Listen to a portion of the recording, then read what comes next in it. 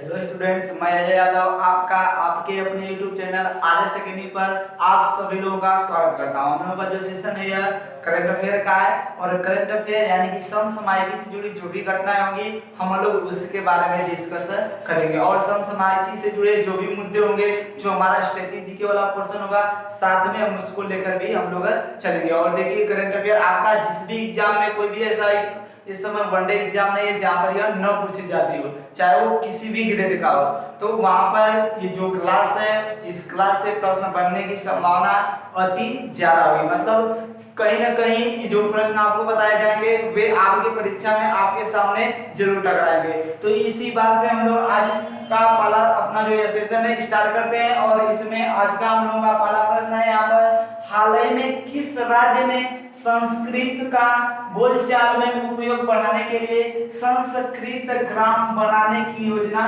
शुरू की है? तो अभी हाल ही में किस राज्य ने यह योजना शुरू की है? तो उस राज्य का नाम है उत्तराखंड। उत्तराखंड राज्य ने इसकी योजना शुरू।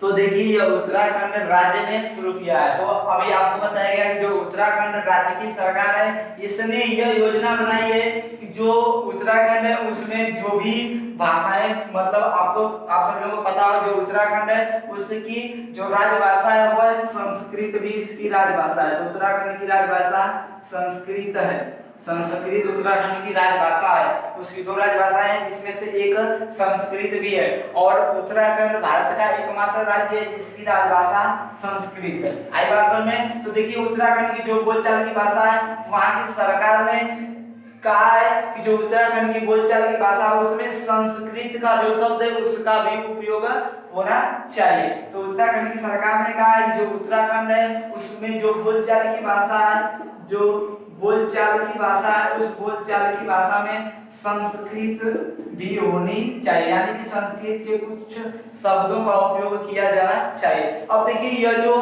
कदम उठाया गया है यह उत्तराखंड की सरकार ने उठाया है और इसकी जिम्मेदारी किसने, जो यह कदम उठाया है इस कदम की जिम्मेदारी किसे दी गई है? मतलब यह जिम्मेदारी कौन निभाएगा कि क्या किया जाए, जो भी बोलचाल की भाषा उसमें संस्कृत को बढ़ावा दिया जाए, संस्कृत के शब्द बोले जाए। आई भाषा में तो देखिए, यह जिम्मेदारी दी गई है संस्कृत मंत्रालय। इसको जो संस्कृत मंत्रालय वहां का उत्तराखंड का जो संस्कृति मंत्रालय है उसको यह जिम्मेदारी दी गई है, या संस्कृत अकादमी को यह जिम्मेदारी दी गई है। और जो संस्कृत अकादमी उत्तराखंड की वह हरिद्वार में स्थित है। कहां पर स्थित है? हरिद्वार में स्थित है। तो आपको बताया गया कि उत्तराखंड सरकार ने क्या कहा है कि बोलचाल में क्या करेंगे, हम संस्कृत का जो भाषा, जो संस्कृत भाषा का शब्द है उसका उपयोग करेंगे। और इसकी जिम्मेदारी किसे दी गई है? इसकी जिम्मेदारी दी गई है संस्कृत अकादमी को, जो कि कहां पर स्थित है? हरिद्वार में स्थित है। जो कि कहां पर स्थित है? संस्कृत अकादमी हरिद्वार में स्थित है। आई भाषा में अब देखिए, जो यह कदम उठाया गया, यह कदम उठाया क्यों गया? तो देखिए, इससे पहले जो संस्कृत ग्राम बनाने की योजना है यह चल रही थी। यह उत्तराखंड के दो जिलों में लागू की गई थी। एक जिला का नाम है आपका, दो जिलों में इससे पहले यह लागू थी। एक का नाम है चमोली जिला। कौन? एक चमोली जिला है। इस जिला में यह जो ग्राम बनाने की योजना है यह लागू की गई थी, जो संस्कृत ग्राम बनाने की योजना है। और एक है आपका बागेश्वर जिला। कौन? बागेश्वर जिला है। आदिवासी में तो देखिए, उत्तराखंड के दो जिले ऐसे हैं जहां पर यह योजना पहले से चलाई जा रही है। कौन सी योजना? संस्कृत ग्राम बनाने की योजना, यह पहले से चलाई जा रही है। और उन दोनों जो जिले उनका नाम है क्या है? चमोली और बागेश्वर। तो यहाँ पर पहले से यह योजना चल रही थी और जब पहले से यह योजना चल रही थी तो जो यह योजना है यह वहां पर सफल पाई गई। कहां पर? चमोली और बागेश्वर जिले में सफल होती पाई गई या होती देखी गई। मतलब यहाँ की जो भाषा है बोलचाल की, वहां पर संस्कृत को के शब्दों को उसमें डाला गया और वहां पर जब देखा गया कि अधिकतर लोग क्या कर रहे हैं, जो भी लोग हैं वे क्या कर रहे हैं, अपने बोलचाल की भाषा में संस्कृत के शब्द का उपयोग कर रहे हैं। संस्कृत शब्द का उपयोग कर रहे हैं। जो संस्कृत के शब्द हैं बोलचाल की भाषा में उसका भी उपयोग कर रहे हैं। और जब उसका उपयोग कर रहे हैं तो इसका मतलब जो उत्तराखंड सरकार की जो मुहिम है संस्कृत ग्राम बनाने की वह सफल हो रही है। तो इस कारण से जब देखा गया कि यह जो मुहिम है यह सफल हो रही है, इस कारण से इसने जो उत्तराखंड सरकार है इसने अब कर दिया है कि अब उत्तराखंड के सभी जिलों में उत्तराखंड के सभी जिलों में यह योजना स्टार्ट की जाएगी। तो सभी जिलों में अब यह योजना स्टार्ट की जाएगी, यानी कहें तो पूरे उत्तराखंड में यह योजना स्टार्ट की जाएगी। आई बात समझ में? तो उत्तराखंड का जो चमोली डिस्ट्रिक्ट है और जो बागेश्वर डिस्ट्रिक्ट है, इन दोनों में पहले से ही क्या हो चुकी है, यह योजना लागू की जा चुकी थी और यह जब सफल पाई गई तो यह पूरे उत्तराखंड में लागू कर दी गई है। तो देखिए आपको यहाँ पर बताया गया उत्तराखंड के बारे में कि उत्तराखंड की जो सरकार है इसने ऐसा किया है। अब देखिए बात आई यहाँ पर उत्तराखंड की, तो उत्तराखंड से हमें कई प्रश्न बनते हैं जिनको ध्यान रखना है। जैसे जो चमोली जिला अभी बताया गया चमोली जिला, तो आपसे पूछा जाता है कि फूलों की घाटी कहाँ पर स्थित है, फूलों की घाटी कहाँ पर स्थित है। तो जो फूलों की घाटी है यह उत्तराखंड में स्थित है। कहाँ पर? उत्तराखंड में स्थित है। उत्तराखंड उत्तर प्रदेश से अलग होकर एक राज्य बना था। तो देखिए उत्तराखंड फूलों की घाटी कहाँ पर स्थित है, उत्तराखंड में स्थित है। कहाँ पर उत्तराखंड में? तो उत्तराखंड के चमोली जिले में फूलों की घाटी स्थित है। और मैंने आपको बताया है, हमेशा यह बताया हूँ कि जब भी आपको फूलों की घाटी की बात की जाए तो आपके माइंड में एक और घाटी आनी चाहिए और वो है साइलेंट वैली या शांत घाटी। तो आपके माइंड में या शांत घाटी या साइलेंट वैली वाला भी प्रश्न आना चाहिए। और यह किस राज्य में है? तो जो शांत घाटी है यह केरल में स्थित है। कहाँ पर? केरल में स्थित है। अब देखिए उत्तराखंड की राजधानी जो है, इसकी जो कैपिटल है वह देहरादून है। कहाँ पर है? इसकी जो राजधानी है वह देहरादून है। लेकिन एक प्रश्न ध्यान रखिएगा यहाँ से, और वो पूछा जाएगा आपका कि उत्तराखंड की ग्रीष्मकालीन राजधानी क्या है। उत्तराखंड की ग्रीष्मकालीन राजधानी क्या है? तो उत्तराखंड की ग्रीष्मकालीन राजधानी गैरसैंण है। कौन? गैरसैंण इसकी ग्रीष्मकालीन राजधानी है। अगर यह पूछ लिया जाए आपका कि जो गैरसैंण है यह कहाँ पर स्थित है, तो यह उत्तराखंड के चमोली जिले में स्थित है। कहाँ पर? जो गैरसैंण है यह उत्तराखंड के चमोली जिले में स्थित है। और अभी हाल ही में गैरसैंण को क्या किया गया? उत्तराखंड का ग्रीष्मकालीन राजधानी घोषित किया गया। आप देखिए उत्तराखंड की बात की गई है तो उत्तराखंड के वर्तमान में सीएम कौन है? तो त्रिवेंद्र सिंह रावत। इसके जो मुख्यमंत्री है कौन है? त्रिवेंद्र सिंह रावत है। आई बात समझ में? तो उत्तराखंड के जो मुख्यमंत्री है कौन है? त्रिवेंद्र सिंह रावत है। इसके जो गवर्नर है यानी कि राज्यपाल है वे है बेबी रानी मौर्य। कौन? बेबी रानी मौर्य उत्तराखंड की राज्यपाल है। इस बात को ध्यान रखिएगा। अब देखिए उत्तराखंड की बात की गई, उत्तराखंड के बारे में कुछ और प्रश्न बनते हैं जिनको हम लोग यहाँ पर जान लेते हैं। जैसे पूछा जाता है कि भारत का सबसे पहला नेशनल पार्क किस राज्य में स्थापित किया गया था। तो भारत का पहला नेशनल पार्क जिम कॉर्बेट है। राष्ट्रीय उद्यान, भारत का पहला राष्ट्रीय उद्यान कौन है? तो भारत का फर्स्ट नेशनल पार्क या पहला राष्ट्रीय उद्यान जिम कॉर्बेट है। कौन? जिम कॉर्बेट नेशनल पार्क जो है यह भारत का पहला नेशनल पार्क है। अगर यह पूछने जाए किस राज्य में स्थित है तो यह उत्तराखंड में स्थित है। कहाँ पर स्थित है? उत्तराखंड में स्थित है। इसकी स्थापना 1936 में की गई थी। स्थापना कब की गई? स्थापना 1936 में की गई थी। अब देखिए जो जिम कॉर्बेट नेशनल पार्क है इसका कभी-कभी पुराना नाम पूछा जाता है। तो जो इसका पुराना नाम है वह है हाइली नेशनल पार्क। इसका पुराना नाम क्या है? हाइली नेशनल पार्क इसका पुराना नाम है। तो देखिए यह प्रश्न पूछा जाता है कि जो हाइली नेशनल पार्क है यह किसका पुराना नाम है? जिम कॉर्बेट का पुराना नाम। मतलब पहले जो जिम कॉर्बेट नेशनल पार्क था वह पहले हाइली नेशनल पार्क के नाम से जाना जाता था। तो यहाँ से एक और प्रश्न आपका बन सकता है कि जो हाइली नेशनल पार्क है जो यह क्या है? जो उत्तराखंड में जिम कॉर्बेट है उसका पुराना नाम है। तो हाइली नेशनल पार्क से कब इसका नाम बदलकर जिम कॉर्बेट किया गया? तो हाइली नेशनल पार्क से 1957 में इसका नाम बदलकर क्या कर दिया गया? जिम कॉर्बेट कर दिया गया। और जिम कॉर्बेट एक टाइगर रिजर्व है। क्या है? जिम कॉर्बेट जो राष्ट्रीय उद्यान है यह टाइगर रिजर्व है। आई बात समझ में? तो यह क्या है? यह टाइगर रिजर्व है। और कहाँ पर स्थित है? उत्तराखंड में स्थित है। और भारत का सबसे पुराना आपका राष्ट्रीय उद्यान है, भारत का पहला राष्ट्रीय उद्यान है। और एक और बात ध्यान रखिएगा, एक करंट का प्रश्न यहाँ पर और बनता है आपका, बताया गया होगा शायद।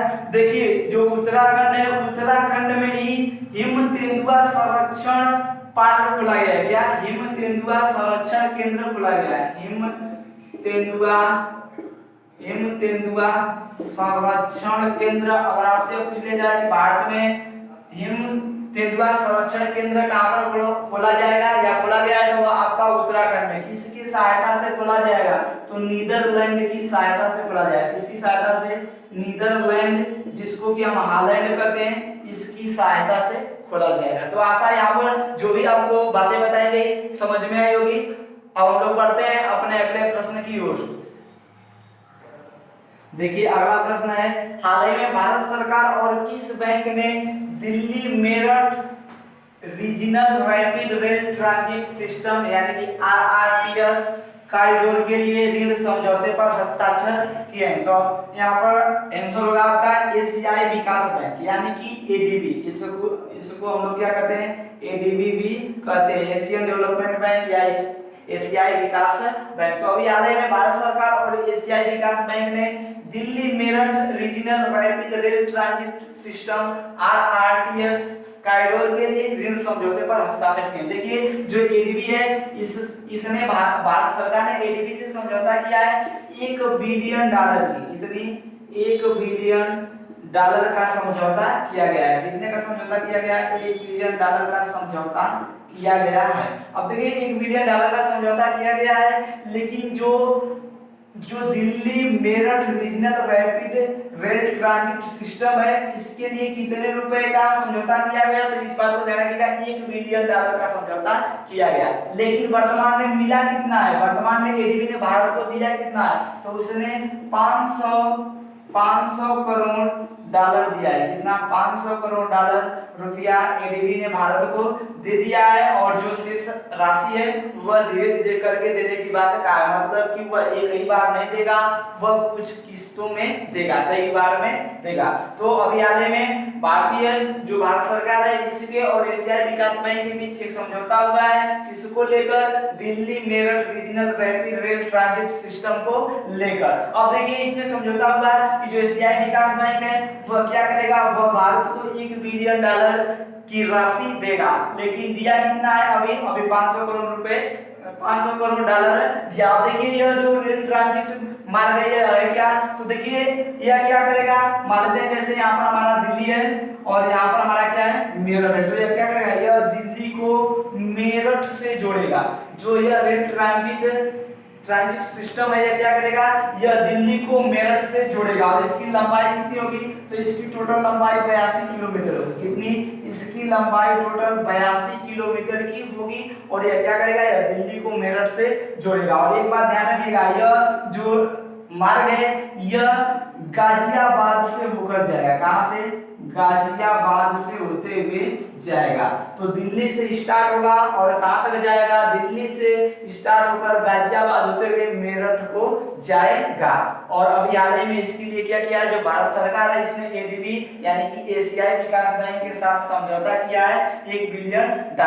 आई बात समझ में? और आपको बताया गया कि जो इसकी लंबाई है, इसकी टोटल लंबाई कितनी है? इसकी टोटल लंबाई 82 किलोमीटर है। और देखिए इसमें जो ये आपका जो रेल ट्रांजिट मार्ग जो बनाया गया है सिस्टम, इस पर जो ट्रेन चलेगी उस ट्रेन की जो चाल होगी, जो स्पीड होगी वह 180 किलोमीटर प्रति घंटा होगी। कितना? चाल 180 किलोमीटर प्रति घंटा होगी। लेकिन देखिए चाल 180 किलोमीटर प्रति घंटा होगी, लेकिन ये इस पर होगा क्या कि इस पर टोटल 24 स्टेशन होंगे। कितने स्टेशन? यह जो मार्ग होगा इस रूट पर टोटल 24 स्टेशन होंगे, और इतने स्टेशन होने के कारण जो ट्रेन है उसकी एवरेज स्पीड यानी कि औसत जो इसकी चाल होगी, एवरेज स्पीड होगी, वह 100 किलोमीटर प्रति घंटा होगी। क्यों? क्योंकि 24 स्टेशन है तो उसको जगह जगह पर रुकना पड़ेगा। अब भाई जब रुकना पड़ेगा तो उसकी चाल क्या होगी? कम बेसी होती रहेगी, जिसके कारण से होगा क्या कि जो उसकी एवरेज यानी कि औसत चाल है वह कितनी हो जाएगी? 100 किलोमीटर प्रति घंटा हो जाएगी। और 24 स्टेशन इसके मार्ग में पड़ेंगे, लेकिन इसकी अगर मैक्सिमम स्पीड की बात करें तो यार इस मार्ग पर मैक्सिमम स्पीड ट्रेन की कितनी होगी? 180 किलोमीटर प्रति घंटा होगी। और इस कारण से इसे semi high speed rail corridor कहा गया है। जो यह आपका मार्ग बनाया गया है इस कारण से इसे सेमी हाई देखिए जो ये रोड बनाया गया है इस पर क्या होगी? स्पीड इसी कम बेसी होती रहेगी, मतलब कम और ज्यादा होती रहेगी। इस कारण से इसे सेमी हाई स्पीड रेल कहा गया है। क्या? Semi high speed speed rail corridor की संज्ञा दी गई है, रेल कॉरिडोर की संज्ञा दी गई है। तो आपसे अगर पूछ लिया जाए जो Delhi Meerut regional rapid rail transit system है यह कैसा है, तो यह कैसा है, यह एक semi high speed rail corridor है। कैसा? Semi high speed rail corridor है। इसका मतलब यह है कि इस पर स्टेशनों की संख्या 24 होगी, स्टेशन अधिक होंगे तो जो ट्रेन है उसकी स्पीड क्या होती रहेगी, कम और ज्यादा होती रहेगी, जिससे क्या से इसका नाम क्या कर दिया गया, इसको क्या कर दिया गया, semi high speed rail corridor के श्रेणी में रखा गया है। और मैक्सिमम स्पीड 180 किलोमीटर प्रति घंटा और मिनिमम स्पीड जो एवरेज स्पीड होगी वह कितनी होगी, एवरेज स्पीड होगी 100 किलोमीटर प्रति घंटा। अब देखिए यहाँ पर इसकी बात तो हम लोगों ने कर लिया, और जो यह ट्रांजिट मार्ग बनाया जाएगा इसकी लंबाई कितनी होगी, तो आपको बताया गया कि इसकी टोटल लंबाई कितनी होगी, इसकी टोटल लंबाई 82 किलोमीटर होगी। लेकिन यहाँ पर एक संस्था का जिक्र किया गया है जिसने भारत को ऋण दिया है, उसका नाम क्या है, एशियाई विकास बैंक। अभी बताया गया कि इसको क्या कहते हैं, एडीबी भी कहा जाता है, यानी कि एशियन डेवलपमेंट बैंक। क्या? Asian development bank, development bank. अब देखिए जो यह आपका एशियन डेवलपमेंट बैंक है इसकी स्थापना कब की गई, तो इसकी स्थापना 1966 में की गई थी। कब? स्थापना 1966 में की गई थी। और जो इसका हेडक्वार्टर यानी कि मुख्यालय स्थित है एडीबी का, वह फिलीपींस मनीला में स्थित है। कहां पर? मनीला में स्थित है इसका मुख्यालय। और मनीला कहां पर पड़ता है, यह फिलीपींस में पड़ता है। फिलीपींस की राजधानी है मनीला, तो फिलीपींस मनीला में इसका मुख्यालय स्थित है। अब देखिए जो एशियाई विकास बैंक है इसमें कुल सदस्य कितने हैं, तो इसमें टोटल सदस्य देश हैं 68। कितने टोटल सदस्य देश हैं? 68 टोटल सदस्य देश हैं। अब देखिए आपको तो इतना पता चल गया कि इसमें कुल टोटल सदस्य देश कितने हैं, 68 है। स्थापना 1966 में की गई और हेडक्वार्टर मनीला फिलीपींस में स्थित है। देखिए इसमें यह किसका बैंक है, यह पूछ लिया जाए आपसे, तो यह जापान का बैंक है। किस देश का बैंक है, तो यह जापान का बैंक है। इस बात को ध्यान रखिएगा कि किसका बैंक है, यह जापान का बैंक है। और इसमें टोटल 68 सदस्य बताए गए हैं आप लोगों को। अब देखिए इसके वर्तमान में हेड कौन है, इसके वर्तमान में अध्यक्ष कौन है, तो उनका नाम है मात्सुको असाकावा। कौन? मात्सुको असाकावा। तो इसके हेड कौन है, मात्सुको असाकावा। और इसके वर्तमान में उपाध्यक्ष कौन है, तो आप लोगों को यह बात बताई गई है कि इसके उपाध्यक्ष कौन है, इसके उपाध्यक्ष है इसके उपाध्यक्ष है अशोक लवासा। कौन? अशोक लवासा। आपको बताया गया कि अशोक लवासा जो कि पहले भारत के चुनाव आयुक्त थे, इन्होंने क्या कर दिया, इन्होंने अपने पद से इस्तीफा दे दिया इस कारण से कि इनको जो एशियाई विकास बैंक है उसका उपाध्यक्ष बनाया गया। और वर्तमान में देखिए ये क्या बन चुके हैं, ये एशियाई विकास बैंक के जो पहले क्या थे, भारत के चुनाव आयुक्त थे, अब ये क्या हो चुके हैं, एशियाई विकास बैंक के उपाध्यक्ष हो चुके हैं। और जो भारत का चुनाव आयुक्त बने हैं वे राजीव कुमार बने। तो भारत के चुनाव आयुक्त कौन है, राजीव कुमार, जिन्होंने किसका स्थान लिया है, अशोक लवासा का। क्यों? क्योंकि ये छोड़कर कहां पर चले आए, एशियाई विकास बैंक में चले आए। और एशियाई विकास बैंक का मुख्यालय बताया गया कहां पर है, मनीला में। और एक बात ध्यान रखिएगा, मनीला में ही एक पुरस्कार दिया जाता है जिसको एशिया का नोबेल कहा जाता है, जिसका नाम है रमन मैग्सेसे पुरस्कार। कौन? रमन मैग्सेसे पुरस्कार। तो रमन मैग्सेसे अवार्ड या पुरस्कार कहां पर दिया जाता है, फिलीपींस मनीला में दिया जाता है। और यह 2019 में किनको दिया गया, तो 2019 में रवीश कुमार को दिया गया। किनको? रवीश कुमार को दिया गया, जो कि एनडीटीवी के हैं। कहां के? एनडीटीवी के एक पत्रकार हैं आपके रवीश कुमार, उनको 2019 का रमन मैग्सेसे पुरस्कार दिया गया जिसको एशिया का नोबेल कहा जाता है। तो आशा यहाँ पर जो भी बातें आप लोगों को बताई गई समझ में आई होगी। अब हम पढ़ते हैं अपने अगले प्रश्न की ओर। देखिए अगला प्रश्न है, हाल ही में किस फुटबॉलर ने 100 अंतरराष्ट्रीय गोल का आंकड़ा पार किया है। तो अभी हाल ही में किस अंतरराष्ट्रीय फुटबॉलर ने क्या किया है, अंतरराष्ट्रीय गोल में 100 का आंकड़ा पार किया। तो देखिए उनका नाम है क्रिस्टियानो रोनाल्डो, जो कि पुर्तगाल के हैं। कहां के हैं? पुर्तगाल के हैं। तो अभी हाल ही में पुर्तगाल के फुटबॉलर क्रिस्टियानो रोनाल्डो ने फुटबॉल में 100 अंतरराष्ट्रीय गोल का आंकड़ा पार कर लिया। अब देखिए इन्होंने 100 गोल का आंकड़ा पार कर लिया। कहाँ के हैं? पुर्तगाल के। इन्होंने कुल कितने गोल कर लिए? 101 गोल। तो इनके नाम कुल कितने अंतरराष्ट्रीय गोल दर्ज हो चुके हैं? 101 गोल दर्ज हो चुके हैं। अब देखिए जो क्रिस्टियानो रोनाल्डो इन्होंने 100 का आंकड़ा पार किया है, लेकिन अब भी ये दूसरे स्थान पर है। किस स्थान पर? दूसरे स्थान पर है गोल करने में, अंतरराष्ट्रीय गोल करने में ये दूसरे स्थान पर। इसका मतलब पहले स्थान पर कौन है? जो पहले स्थान पर जो होगा वो क्या करेगा? इनसे अधिक उसका गोल होगा, तो उसका नाम है ओली देई। कौन? ओली देई एक फुटबॉलर है, एक फुटबॉलर है। ये संन्यास ले चुके हैं। क्या कर चुके हैं? संन्यास ले चुके हैं, लेकिन इन्होंने एक रिकॉर्ड बनाए रखा और उस रिकॉर्ड का नाम यह है कि इनके नाम कुल कितने गोल दर्ज हैं? 109 गोल दर्ज हैं। इस कारण से ये आप भी और आज भी ये क्या है? पहले स्थान पर है। तो अभी हाल ही में क्रिस्टियानो रोनाल्डो ने भी क्या किया है? 100 अंतरराष्ट्रीय गोल का आंकड़ा पार किया है और दुनिया में दूसरे ऐसे फुटबॉलर बने हैं जिन्होंने फुटबॉल में अंतरराष्ट्रीय मैचों में 100 गोल किया। आईवासन में पहले स्थान पर कौन है? ओली देई है, जो कि संन्यास ले चुके हैं। इनके नाम कुल कितने गोल हैं? 109 गोल इनके नाम हैं। और जो पुर्तगाल के क्रिस्टियानो रोनाल्डो, इनके नाम कितने गोल हो चुके हैं? 101 गोल हो चुके हैं। तो देखिए ये संन्यास ले चुके हैं। अगर इनको संन्यास की जो ले चुके हैं, इनको अगर हटा दिया जाए, ओली देई को हटा दिया जाए, तो इस समय अगर जो प्लेयर खेल रहे हैं, जो एक्टिव प्लेयर है, यानी कि जो प्लेयर क्या कर रहे हैं? खेल रहे हैं, एक्टिव हैं, एक्टिव प्लेयर हैं। देखिए इनमें क्या होगा? अगर एक्टिव प्लेयर की बात करें कि एक्टिव प्लेयर में सबसे ज्यादा गोल किसके पास? ऐसे तो हो गया कि दुनिया में सबसे ज्यादा गोल किसने किया? ओली देई ने। लेकिन अभी हाल ही में दूसरे स्थान पर पहुंचे हैं क्रिस्टियानो रोनाल्डो, जो कि गोल कितना है इनका? 101 गोल इन्होंने किया है। लेकिन जो आपके ओली देई हैं वह कितने गोल किए हैं? 109, यानी कि 109 गोल कर चुके हैं और वो संन्यास भी ले चुके हैं। तो अगर संन्यास की बात नहीं करें, केवल जो खिलाड़ी खेल रहे हैं केवल उनकी बात करें, तो एक्टिव प्लेयरों में नंबर 1 पर है आपके रोनाल्डो। कौन? रोनाल्डो जो है वो क्या है? नंबर 1 पर है, यानी कि फर्स्ट पोजीशन इन्होंने बनाए रखा है। और इनके गोल कितने? अभी बताया गया कि इनके गोल कितने हैं? 101 गोल हो चुके हैं। अगर एक्टिव प्लेयर की बात करें तो एक्टिव प्लेयर में नंबर 1 पर कौन है? Cristiano Ronaldo. नंबर 2 यानी कि सेकंड नंबर पर कौन है? तो भारत के हैं सुनील छेत्री। कौन? सुनील छेत्री भारत के हैं, जो कि ये क्या है? ये दूसरे स्थान पर है। तीसरे स्थान की अगर बात करें, देखिए जो सुनील छेत्री हैं भारत के हैं, क्रिस्टियानो रोनाल्डो कहाँ के हैं? पुर्तगाल के हैं। अब तीसरे नंबर पर इसमें कौन है एक्टिव खिलाड़ियों में? तो आ जाते हैं लियोनेल मेसी। कौन? Lionel Messi.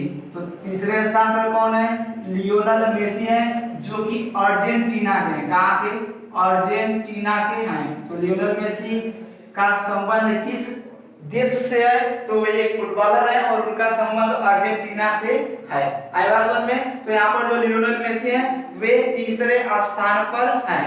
अब देखिए यहाँ पर अगर इनके गोल की बात करें तो सुनील छेत्री ने 72 गोल किया है। मतलब इनके नाम कितने अंतरराष्ट्रीय गोल दर्ज है? 72, 72 गोल इनके नाम दर्ज है। और जो लियोनेल मेसी हैं जो कि तीसरे स्थान पर हैं, इनके नाम 70 गोल दर्ज है। तो इनके नाम कुल कितने गोल दर्ज है? तो इनके नाम कुल 70 गोल दर्ज है। तो इस बात को ध्यान रखिएगा कि अभी हाल ही में जो क्रिस्टियानो रोनाल्डो, जो कि एक फुटबॉलर है, पुर्तगाल के रहने वाले हैं, इन्होंने 100 अंतरराष्ट्रीय गोल का आंकड़ा पार कर लिया है और दुनिया में ये दूसरे ऐसे खिलाड़ी बने हैं जिन्होंने 100 का आंकड़ा पार किया है। पहले कौन है? तो आपको बताया गया पहले है ओली देई, जिनकी 109 गोल है और जो इस समय वर्तमान में संन्यास ले चुके हैं। मतलब वे संन्यास ले चुके हैं, वे नहीं खेलते हैं। और दूसरे स्थान पर कौन पहुंचे हैं? आपके पुर्तगाल के रोनाल्डो पहुंचे, जिनका गोल कितना? 101। तो अगर वैसे ओवरऑल देखा जाए तो ये दूसरे स्थान पर है। लेकिन एक्टिव प्लेयर की बात करें, जो खिलाड़ी खेल रहे हैं उनकी बात करें, तो एक्टिव प्लेयरों में पहले स्थान पर कौन है? रोनाल्डो। दूसरे पर भारत के सुनील छेत्री हैं, जिन्होंने 72 गोल जिनके नाम दर्ज है। और तीसरे नंबर पर लियोनेल मेसी हैं, जो कि कहाँ के हैं? अर्जेंटीना के हैं और इनके नाम 70 अंतरराष्ट्रीय गोल दर्ज है। तो आशा है यहाँ पर जो भी बातें आप लोगों को बताई गई होगी, समझ में आई होगी। अब हम लोग बढ़ते हैं अपने अगले प्रश्न की ओर।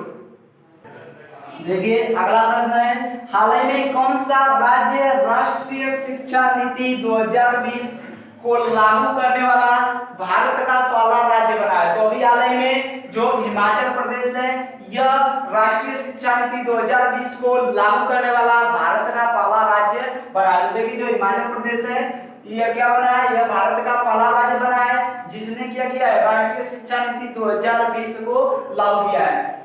देखिए यहाँ पर जो राष्ट्रीय शिक्षा नीति 2020 है, पहले क्या थी, पहले जो राष्ट्रीय शिक्षा नीति थी यह 1986 में आई थी। जो राष्ट्रीय शिक्षा नीति है, जो राष्ट्रीय शिक्षा नीति है यह कब आई थी, तो राष्ट्रीय शिक्षा नीति 1986 में आई थी। कब, 1986 में आई थी। तो देखिए जो राष्ट्रीय शिक्षा नीति है 1986 में आई थी, लेकिन यह फिर से वर्तमान में 34 वर्ष बाद, कितने वर्ष बाद, 34 वर्ष बाद 2020 में नई शिक्षा नीति जारी की गई है। और यहाँ से एक प्रश्न आपका यह इंपॉर्टेंट बनेगा कि जो यह नई शिक्षा नीति 2020 जारी की गई है यह किस समिति के सिफारिश पर, किस समिति के सिफारिश पर इसको जारी किया गया है? तो उस समिति का नाम है कस्तूरी रंगन समिति। उस समिति का नाम क्या है, कस्तूरी रंगन समिति। तो कस्तूरी रंगन समिति की सिफारिश पर भारत में 34 वर्ष बाद 1986 के बाद 34 वर्ष बाद 2020 में नई शिक्षा नीति लाई गई है। अब देखिए जो यह शिक्षा नीति लाई गई है इसमें पहला कार्य क्या किया गया है, जो नई शिक्षा नीति है इसमें पहला कार्य क्या किया गया है, तो इसमें पहला कार्य किया गया है कि जो मानव संसाधन विकास मंत्रालय, जो मानव संसाधन विकास मंत्रालय है, संसाधन विकास मंत्रालय, इसका नाम बदलकर विकास मंत्रालय है, इसको किसमें बदल दिया गया है, इसको शिक्षा मंत्रालय बना दिया गया है। क्या किया गया है, इसको बदलकर शिक्षा मंत्रालय कर दिया गया है। तो इस बात को ध्यान रखिएगा, जो नई शिक्षा नीति 1986 के बाद 34 वर्ष बाद 2020 में लाई गई है, कस्तूरी रंगन समिति की सिफारिश पर इसको लाया गया है। और यह इसमें पहला कार्य किया गया है कि मानव संसाधन विकास मंत्रालय को किसमें बदल दिया गया है, शिक्षा मंत्रालय में बदल दिया गया है। और वर्तमान में शिक्षा मंत्री हैं रमेश पोखरियाल निशंक। कौन, रमेश पोखरियाल निशंक। तो रमेश पोखरियाल निशंक को क्या किया गया है, इनको जो शिक्षा मंत्रालय है इसका मंत्री बनाया गया है, रमेश पोखरियाल निशंक को। अब देखिए इसमें दूसरा चेंज क्या हुआ है, पहला चेंज तो आपको बताया गया कि मानव संसाधन जो विकास मंत्रालय है इसको चेंज करके क्या कर दिया गया, शिक्षा मंत्रालय कर दिया गया। और जिसके मंत्री किसको बना दिया गया, रमेश पोखरियाल निशंक को बना दिया गया। अब देखिए इसमें दूसरा चेंज क्या हुआ है, जो सेकेंड चेंज है इसमें वो क्या किया गया, तो देखिए इसमें जो दूसरा चेंज किया गया है वह है यह 5 + 3 + 3 + 4। क्या, 5 + 3 + 3 + 4। अब देखिए इसमें इसका मतलब क्या है, तो देखिए यहाँ पर जो 4 है इसका मतलब है, जो 4 है इसका मतलब है 9वीं 10वीं 11वीं और 12वीं। यहाँ पर 9th से 12th तक की बात की गई है, 9वीं से 12वीं तक की बात यहाँ पर की गई है। मतलब जो क्लासेज होती हैं उसमें क्या किया गया है, 9th से 12th तक की बात की गई है। किसमें, इस 4 का मतलब क्या है, तो इसका मतलब है 9th 10th 11th और 12th, यानी कि 9वीं 10वीं और 11वीं और 12वीं। अब देखिए यहाँ पर जो 3 है इस 3 का मतलब क्या है, तो इस 3 का मतलब है 6वीं 7वीं और 8वीं। जो ये क्लास होती है इनकी बात कर रहा है, 6वीं 7वीं और 8वीं। और इसके पहले ये जो 3 है इस 3 का मतलब है तीसरी चौथी और 5वीं। इस थर्ड का नंबर जो 3 है इस 3 का मतलब क्या है, इस 3 का मतलब है तीसरी चौथी और 5वीं। और जो यह 5 है, 5 यहाँ पर जो दिखाई दे रहा है आपको, 5 में जो 2 वर्ष आपका उछल कूद का होता है, जो भी बच्चे होते हैं उनके उछल कूद का 2 वर्ष इसमें होता है। 2 वर्ष को हटाते हैं तो क्या बचेगा आपका, 3 वर्ष बचेगा। तो ये जो 3 वर्ष है यह पहली दूसरी और तीसरी की बात करता है। किस क्लास की बात करता है, पहली दूसरी दूसरी और तीसरी की बात करता है, और जो 2 वर्ष है ये उछल कूद का आपका होता है। तो इस बात को ध्यान रखिएगा, इसमें 2 चेंज किए गए हैं, जो नई शिक्षा नीति लागू की गई है, जारी की गई है। तो अभी हाल ही में भारत का पहला राज्य हिमाचल प्रदेश बना है जिसने राष्ट्रीय शिक्षा नीति 2020 को लागू किया है। और इस जो यह राष्ट्रीय शिक्षा नीति है यह पहली बार कब आई, 1986 में आई, और उसमें कितने वर्ष के बाद परिवर्तन किया गया, 34 वर्ष के बाद 2020 में फिर से नई राष्ट्रीय शिक्षा नीति लाई गई। यह किस समिति के सिफारिश पर लाई गई, कस्तूरी रंजन समिति। यह इंपॉर्टेंट है, इस बात को ध्यान रखिएगा। और इसमें 2 चेंज किए गए, मानव संसाधन जो विकास मंत्रालय उसको क्या कर दिया गया, उसको शिक्षा मंत्रालय कर दिया गया, और जिसके मंत्री आपको बताया गया रमेश पोखरियाल निशंक है। और दूसरा चेंज यह 5+5+3+3+4 का किया गया। अब देखिए बात यहाँ पर की गई है किसकी, हिमाचल प्रदेश की, किसकी, हिमाचल प्रदेश की। तो देखिए हिमाचल प्रदेश की जो कैपिटल है वह शिमला है, क्या है, शिमला। तो हिमाचल प्रदेश की राजधानी कहाँ पर है, शिमला है। हिमाचल प्रदेश की राजधानी कहाँ है, शिमला है। अब देखिए जो हिमाचल प्रदेश है इसके वर्तमान में सीएम कौन है, एक बात और ध्यान रखिएगा, जो हिमाचल प्रदेश की राजधानी है वह शिमला है, लेकिन हिमाचल प्रदेश की एक और राजधानी है, हिमाचल प्रदेश की एक और राजधानी है जिसका नाम है धर्मशाला है, जिसका नाम क्या है, धर्मशाला। अब देखिए बताया गया कि जो हिमाचल प्रदेश है इसके वर्तमान में सीएम कौन है, तो इसके वर्तमान में सीएम यानी मुख्यमंत्री कौन है, तो वे हैं आपके जयराम ठाकुर। कौन, जयराम ठाकुर वर्तमान में हिमाचल प्रदेश के मुख्यमंत्री हैं। अगर इसके गवर्नर यानी कि राज्यपाल की बात करते हैं तो हिमाचल प्रदेश के वर्तमान में राज्यपाल हैं बंडारू दत्तात्रेय। कौन है, बंडारू दत्तात्रेय।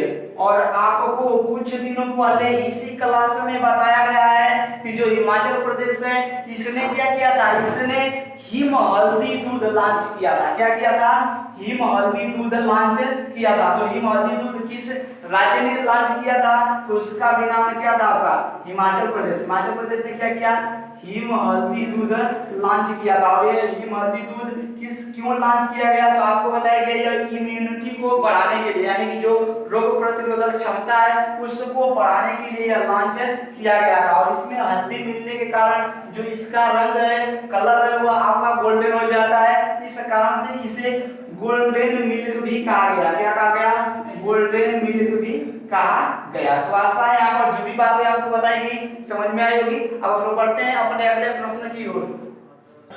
देखिए अगला प्रश्न है, हाल ही में किस राज्य या केंद्र शासित प्रदेश द्वारा डेंगू के खिलाफ 10 हफ्ते 10 बजे 10 मिनट नामक अभियान शुरू किया गया है। तो अभी हाल ही में डेंगू के खिलाफ 10 हफ्ते 10 बजे 10 मिनट नामक अभियान किसके द्वारा शुरू किया गया है, दिल्ली के द्वारा शुरू किया गया। जो दिल्ली की सरकार है उसके द्वारा अभी हाल ही में 10 हफ्ते 10 बजे 10 मिनट अभियान शुरू किया गया। आप देखिए यह जो अभियान है 10 हफ्ते 10 बजे 10 मिनट, यह अभियान है क्या, तो यह डेंगू को रोकने के लिए स्टार्ट किया गया है। किसको, डेंगू को रोकने के लिए स्टार्ट किया गया है। जैसा कि आप सभी लोगों को पता होगा कि भारत में सबसे ज्यादा या सर्वाधिक, भारत में सर्वाधिक डेंगू के जो मरीज होते हैं वे कहां पर पाए जाते हैं, वे आपके दिल्ली में पाए जाते हैं। ऐसे भी कह सकते हैं कि सबसे ज्यादा भारत में जो डेंगू है वह कहां पर फैलता है, तो वह दिल्ली में फैलता है। सबसे ज्यादा कहां पर फैलता है,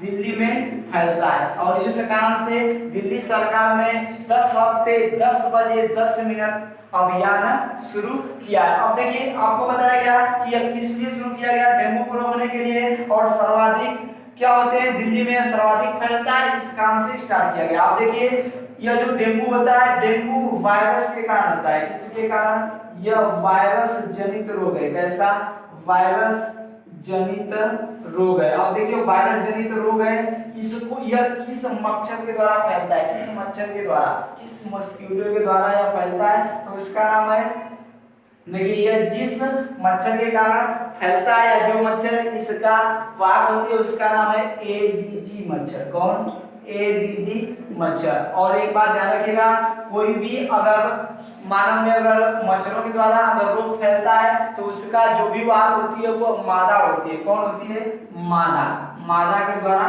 फैलता है।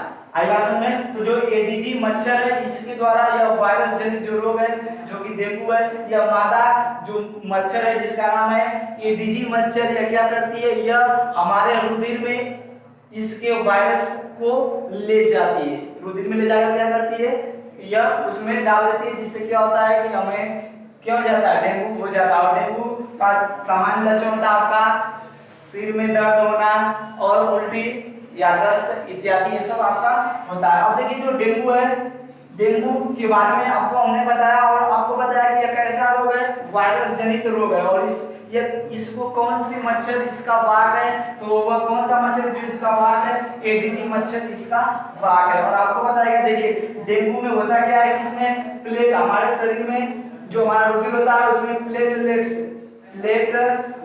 की कमी हो जाती है। क्या होती है, हमारा जो रुधिर होता है उसमें प्लेटलेट्स की कमी हो जाती है। आई बात समझ में। तो प्लेटलेट्स की जब कमी हो जाती है इस डेंगू में, तो इस कमी को पूर्ति करने के लिए हम लोग घरेलू नुस्खे के रूप में क्या करते हैं, घरेलू जो उपाय होता है उसके रूप में हम लोग बकरी का दूध इस्तेमाल करते हैं। किसका दूध, बकरी के दूध को इस्तेमाल करते हैं या उसका यूज करते हैं। किसके लिए, जो प्लेटलेट्स की इसमें कमी हो जाती है उस कमी को दूर करने के लिए। आई बात समझ में। तो जो डेंगू बुखार है इसमें होता क्या है, इसमें प्लेटलेट्स की कमी हो जाती है। अब देखिए जो डेंगू मच्छर होते हैं कहाँ पर पाए जाते हैं, तो ये साफ पानी पर बैठते हैं। कहाँ पर, साफ पानी पर बैठते हैं। कहाँ पर बैठते हैं, साफ पानी पर बैठते हैं। और जहाँ पानी रुका हुआ है, या ऐसे भी कर सकते हैं रुके हुए पानी पर बैठते हैं। किस पर, रुके हुए पानी पर बैठते हैं। तो जो डेंगू के मच्छर होते हैं, एडीजी मच्छर जो कि मादा होती है, कहाँ पर बैठती है, साफ पानी पर और रुके हुए पानी पर, मतलब जहाँ पानी का जमा होगा वहां पर ये लोग बैठते हैं। अब देखिए जो ये आपका अभियान शुरू किया गया 10 हफ्ते 10 बजे 10 मिनट अभियान, इसका उद्देश्य क्या है, तो आपको बता दिया गया डेंगू को रोकना इसका उद्देश्य है। लेकिन कैसे रोकेंगे इसको, इसके लिए यह स्टार्ट किया गया। देखिए इसमें कहा गया है कि प्रत्येक रविवार यानी कि डेली हर संडे, प्रत्येक रविवार, देखिए प्रत्येक रविवार को होगा क्या, प्रत्येक रविवार और ऐसे ही 10 रविवार तक, कितने, 10 रविवार तक। तो प्रत्येक रविवार क्या होगा, 10 बजे सॉरी, प्रत्येक रविवार को 10 बजे 10 मिनट के लिए, 10 बजे प्रत्येक रविवार क्या किया जाएगा, प्रत्येक रविवार 10 बजे 10 मिनट के लिए घर की जांच की जाएगी। क्या की जाएगी, जो भी हमारा घर है उस घर की जांच की जाएगी। और वह जांच की जाएगी तो उस जांच में किया क्या जाएगा, तो हर संडे को और ऐसे 10 संडे को क्या किया जाएगा, 10 बजे हमारे जो घर है उन घरों में होगा क्या, उन घरों में 10 मिनट के लिए जांच की जाएगी। और उस जांच से क्या पता लगाया जाएगा, उस जांच से यह पता लगाया जाएगा कि कहीं पर पानी रुका तो नहीं है, कहीं पर पानी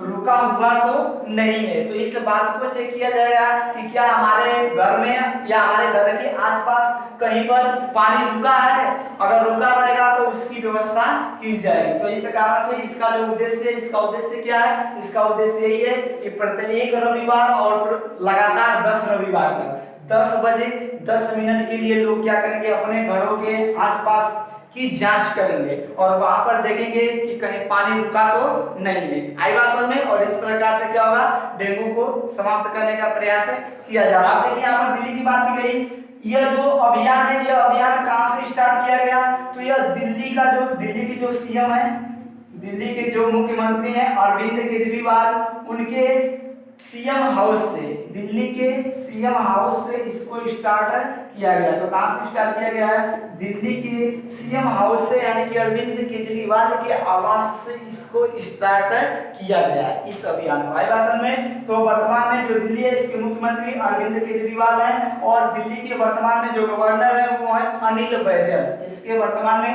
उपराज्यपाल कौन है, तो अनिल बैजल हैं। अब देखिए आपको कुछ दिनों पहले बताया गया था कि जो दिल्ली है, भारत का पहला प्लाज्मा बैंक कहां पर खोला गया, भारत का पहला प्लाज्मा बैंक कहां पर खोला गया था, तो भारत का पहला प्लाज्मा बैंक दिल्ली में खोला गया था। कहां पर, भारत का पहला प्लाज्मा बैंक और प्लाज्मा जो बैंक है वह कहाँ पर खोला गया, वह दिल्ली के अंतर्गत खोला गया। और अभी हाल ही में दिल्ली के सीएम हाउस से एक और नई योजना को स्टार्ट किया गया जिसका उद्देश्य डेंगू को रोकना है और इस योजना का नाम है 10 हफ्ते 10 मिनट 10 बजे 10 मिनट अभियान।